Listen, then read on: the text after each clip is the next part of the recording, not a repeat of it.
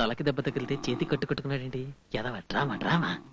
మిమ్మల్ని అన్యాయంగా కొట్టిన వాడు నాశనం అయిపోతాడు. I'm so sorry Suresh. నా వల్లే కదా మీకు పరిస్థితి ఏర్పడింది. ఇలా కన్నీళ్లతో నిన్ను చూస్తూ ఉంటే నా గుండె బాధపడుతుంది. Don't cry Padma. మీకు మా కంపెనీ మందేదైనా కావాలా సార్? అయ్యో వద్దు బాబు వద్దు. ఈ పరిస్థితుల్లో కూడా నువ్వు వద్దు సార్. మీరు కూడా ఏడిస్తే అతనుకున్న ఒక గుండె పాపం ఎన్నిసార్లు బాధపడుతుంది. నువ్వు రెస్ట్ తీసుకో సురేష్. తీసుకుంటాడు. మీరు వెళ్ళండి. అలాగే పదమ్మా. వస్తామండి, జాగ్రత్తగా చూసుకోండి. నీ ప్లాను రెండోసారి కూడా రివర్స్ అయింది. ఎస్, నాకు తెలుసు నువ్వే నన్ను కొట్టావని. మిస్టర్ వెంకటేష్, ఈ కాలంలో మనం మంచివాడిగా ఉండటమే ముఖ్యం కాదు, మంచివాడని ఆడపిల్లలు నమ్మించడంలోనే మన తెలివిని చూపించాలి. సారీ, నేను నీకు విలన్ అయ్యాను.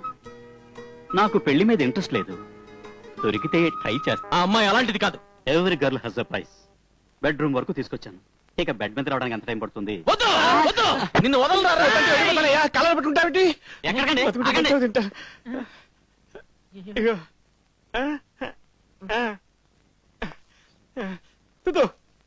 ఏమండి, మీ తమ్ముడు కనిపించలేదు, ఊరికెళ్ళాడా? కాదు, ఎదురింటి రంగారావు గారు వాళ్ళ ఊరు వెళ్లారు. ఆ అమ్మాయి ఒంటరిగా ఉంది, తోడుగా ఉండడం కోసం వీడి వెళ్ళాడు.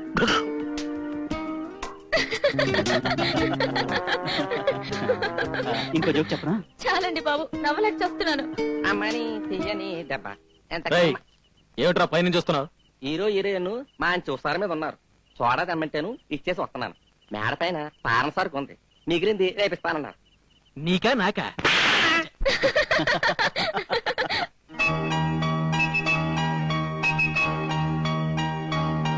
అయ్యో పడిపోతుందండి.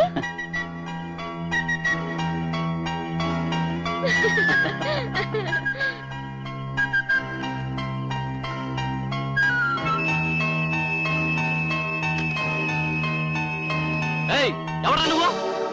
దొంగ దొంగ పట్టుకోండి. అదిగో దొంగ పట్టుకోండి. అదిగో అక్కడ.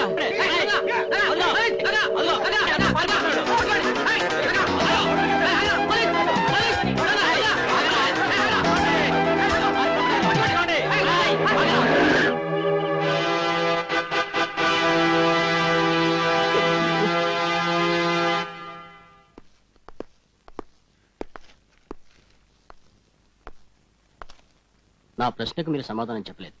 అతను చెప్తున్నది నిజమేనా? అవును సార్, నేను ఆయన భార్యాభర్తలమే.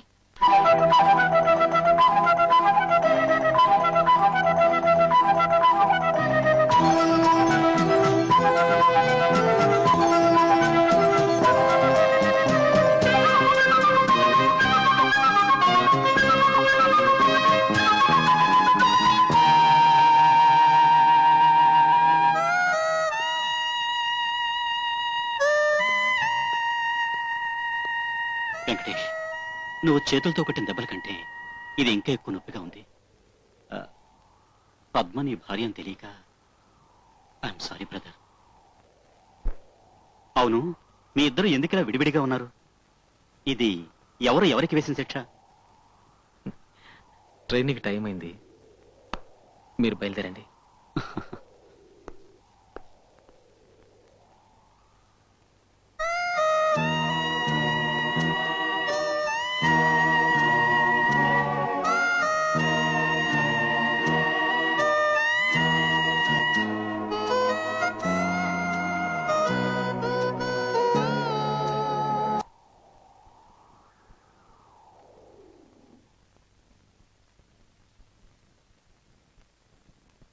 వెంకటేశ్వర లేరా సన్నాసి, లే. ఏడొక సన్నాసి, ఉద్యోగం లేదు సద్యోగం లేదు, రాత్రి అంతా సినిమాల చుట్టూ బలాదు తిరగడం, పగలంతా నిద్రపోవడం. సన్నాసని సన్నాసి. అబ్బబ్బా ఊరుకోండి, ఉన్నది ఒక కొడుకు, వాడు నిద్రపోయేటప్పుడైనా తిట్టకుండా ఊరుకుంటారా? ఏడ్చాళ్లే, అసలు నేను తలుసుకోకపోతే వాడు పుట్టుండేవాడే కాదు. మళ్ళీ ఎందుకు తలుచుకోలేదు? అబ్బా అబ్బా, ముఖంలా నవ్వు చూడు. ఏ సినిమా హీరోయిన్ తో కాపురం చేస్తున్నాడో. దానివల్ల మీకేం పోయింది? కల్లో శ్రీదేవినైనా పెళ్లి చేసుకుంటాడు. ఏంటి కన్న తండ్రి నాకు చెప్పకుండానే? 10 లక్షల మంది నిరుద్యోగులకు ప్రభుత్వ ఉద్యోగాలు వెంటనే ఇవ్వమని పోరాటం.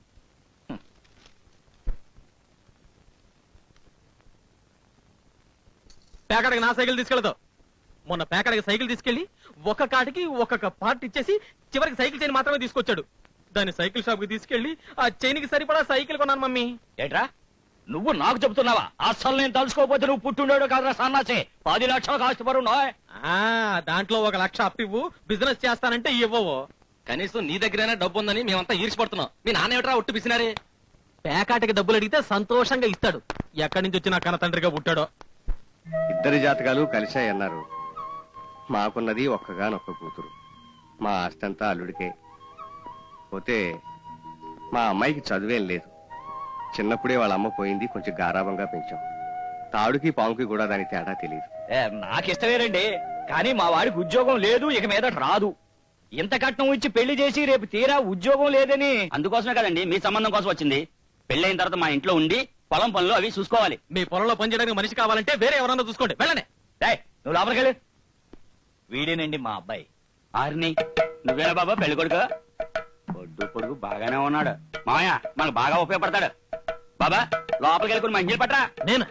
చంటి చంటి క్షమించు బాబు. ఏ ఉద్యోగం లేదు కదా, ఈ మాత్రం సాయం చేయకూడదా? పెళ్ళైన తర్వాత మనం దారిలో పెట్టుకోవచ్చు. చచ్చినా నేను ఈ పెళ్లి చేసుకోను. నాకు ఉద్యోగం లేదని ఎంత నీచంగా మాట్లాడాడో చూసావమ్మా. నాకు ఈ పెళ్లి ఖాయం చేస్తే నేను ఈ ఊరు వదిలి పారిపోతాను. పిల్ల లక్షణంగా ఉంది. ఫోటో చూడు. ఉమ్. ఒరే, పెళ్ళైన తర్వాత అంతా మనిష్టమే కదరా. అదేం కుదరదు. పెళ్ళైన తర్వాత చచ్చినట్టు పల్లెటూరులో కాపురం పెట్టాల్సిందే. నేను వాళ్ళకి మాట ఇచ్చాను రా.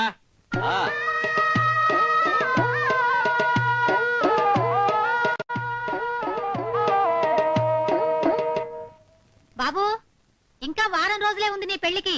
బట్టలేం కొనుక్కోవా? పల్లెటూరులో ఉన్నాయి కదా, గోచి టవలు చాలు. అబ్బా, ఇన్నాటకు తెలుసుకున్నాడే నీ ముద్దలు కొడుకు. బలవంతంగా పెళ్లి చేసిన తండ్రికి 100 కొరడా దెబ్బలు. జపాన్ లో వారం రోజులు అయిపోతే ఇండియా కూడా వస్తే బాగుంటుంది. ఏంటి ఇది? 2 శుభలేఖలు తిరిగి వచ్చాయి. అడ్రస్ తప్పు రాచొచ్చావా? లేదే. చూడు.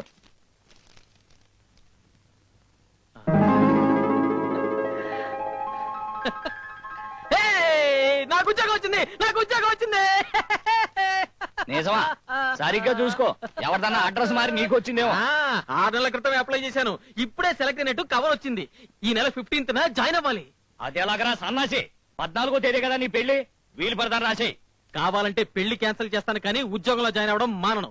ఈ ఉద్యోగం లేదన్నా కదా నన్ను ఈగా దోమ కంటే హీనంగా చూస్తున్నారు. అది కాదురా. మిస్టర్ అమ్మా, నీ మొగుడు పేరేంటి?